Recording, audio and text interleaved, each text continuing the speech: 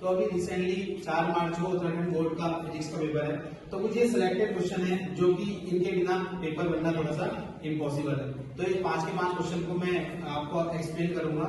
अगर इसमें आपको पूरी डिटेल वीडियो चाहिए तो आप लोग इसको बोलना कि इसमें पूरी डिटेल वीडियो बना दो। तो 5 टॉपिक क्या है? फर्स्ट है फोटो इलेक्ट्रिक इफेक्ट, सेकंड है diamagnetic, paramagnetic and ferromagnetic material, और थर्ड टॉपिक है total internal reflection, fourth topic है रेक्टिफायर, और फिफ्थ टॉपिक है आपका इक्विपोटेंशियल सर्फेस। एक के बाद एक इसको हम एक्सप्लेन करेंगे। तो सबसे पहले क्या फोटो इलेक्ट्रिक इफेक्ट। फोटो मतलब होता है लाइट, मतलब with the help of light हम क्या करते हैं, इलेक्ट्रिसिटी बनाते हैं। जैसे कोई एक चैम्बर है, चैम्बर में हमने यूवी रेज हम जैसे जाते हैं तो उसमें एक मेटल का हमने शीट ली है, उस मेटल के शीट में क्या करते हैं, लाइट जैसे पड़ती है तो उससे इलेक्ट्रॉन एमिट होते हैं, और इलेक्ट्रॉन एमिट होते हैं तो इलेक्ट्रॉन जैसे फ्लो होता है तो उसमें इलेक्ट्रिसिटी फ्लो जाती है। तो this phenomena is known as photoelectric effect. इसके बाद क्या है, इसमें है डायमैग्नेटिक, पैरामैग्नेटिक, फेरोमैग्नेटिक मटेरियल। तो ये मैग्नेटिज्म चैप्टर का है। डायमैग्नेटिक मटेरियल क्या होता है, एक कुछ ऐसे मटेरियल होते हैं जिसको हम बाहरी एक्सटर्नल मैग्नेटिक फील्ड में रखते हैं, तो ये मैग्नेटिक फील्ड के रेसिप्रोकल डायरेक्शन में मैग्नेटाइज हो जाते हैं। और पैरामैग्नेटिक मटेरियल ऐसे मैग्नेटिक मटेरियल होते हैं जो कि अगर जिसको हम जैसे मैग्नेटिक फील्ड में रखेंगे, एक्सटर्नल मैग्नेटिक फील्ड में, तो ये मैग्नेटिक फील्ड की डायरेक्शन में ही क्या हो जाएंगे, मैग्नेटाइज हो जाएंगे। और जो फेरोमैग्नेटिक मटेरियल होता है वो अगर उसको एक्सटर्नल मैग्नेटिक फील्ड में रखोगे तो वो बहुत हाई लेवल में क्या होता है, मैग्नेटाइज हो जाता है। ठीक है, इनके बारे में थोड़ा जानकारी है। पाई का मतलब होता है मैग्नेटिक ससेप्टिबिलिटी। जो मैग्नेटिक ससेप्टिबिलिटी होती है डायमैग्नेटिक की, वो 0 से कम होती है, मतलब नेगेटिव में होती है। पैरामैग्नेटिक की क्या होती है, 0 से ज्यादा होती है, मतलब पॉजिटिव में होती है।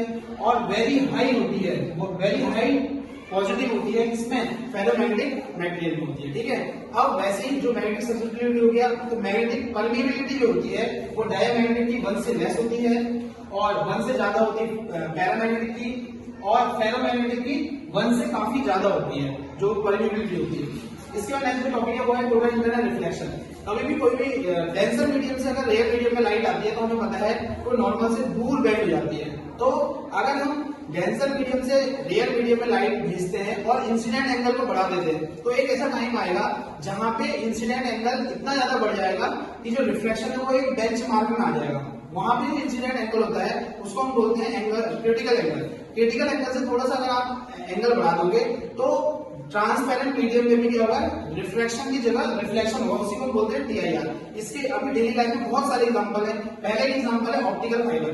जैसे ऑप्टिकल फाइबर हम क्या करते हैं, जो एक जगह से दूसरी जगह में हम जब सिग्नल पहुंचाते हैं, कोई जैसे जियो का ऑप्टिकल फाइबर है, अगर हम सिग्नल पहुंचाते हैं तो ग्राउंड लेवल के थ्रू हम सिग्नल पहुंचाते हैं, तो उसमें भी TIR फिनोमेना का यूज होता है। अब आता है रेक्टिफायर। रेक्टिफायर क्या होता है, ये डिवाइस है जो क्या करता है, AC करंट को DC में बदलता है और DC को AC में बदलता है, वाइस वर्सा होता है। ठीक है, जैसे हमें पता है कि हमारे पास फोन है, तो फोन के अंदर, फोन जो होता है, फोन के अंदर कौन सी करंट स्टोर होती है, उसको हम बोलते हैं DC करंट होती है।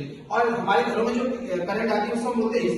तो AC से कोई भी DC उपकरण कभी भी चार्ज नहीं हो सकता, लेकिन हमारे 220 वोल्ट जो हमारे घरों में बिजली आती है वो AC करंट फोन को कैसे चार्ज कर लेती है, तो इसके पीछे रिस्पॉन्सिबल है रेक्टिफायर। तो हमारे चार्जेस में क्या होता है, चार्जर में क्या होता है, रेक्टिफायर होता है जो उसको कन्वर्ट करता है। रेक्टिफायर दो प्रकार के होते हैं, एक होता है हाफ वेव रेक्टिफायर, एक होता है फुल वेव रेक्टिफायर। अब आता है इसके बाद लास्ट टॉपिक है इक्विपोटेंशियल सरफेस। इक्विपोटेंशियल सरफेस एक ऐसा सरफेस होता है जहां पे हर पॉइंट में इक्विपोटेंशियल जो पोटेंशियल रहता है वो सेम रहता है। इसका एक फॉर्मूला भी है इक्विपोटेंशियल सरफेस का, वो है E = dV/dx माइनस का। अगर आप किसी भी पॉइंट को इंफिनिटी से किसी पॉइंट में लाने में जो वर्क डन करते हो उसको तो हम बोलते हैं पोटेंशियल। अब किसी एक पॉइंट में अगर पोटेंशियल सेम रहे, किसी एक इलेक्ट्रिक फील्ड में अगर एक पॉइंट में पोटेंशियल सेम रहेगा तो उसमें हर पॉइंट में जो चेंज पोटेंशियल रहेगा वो क्या रहेगा, 0 रहेगा। इसी को बोलते हैं इक्विपोटेंशियल सरफेस। इक्विपोटेंशियल सरफेस का मतलब बेसिकली होता है एक ऐसा सरफेस होता है जहां पे हर पॉइंट में पोटेंशियल क्या रहेगा, सेम रहेगा। इन सारे 5 क्वेश्चन में इंडिविजुअल अगर आपको वीडियोस चाहिए तो आप नीचे कमेंट कर देना।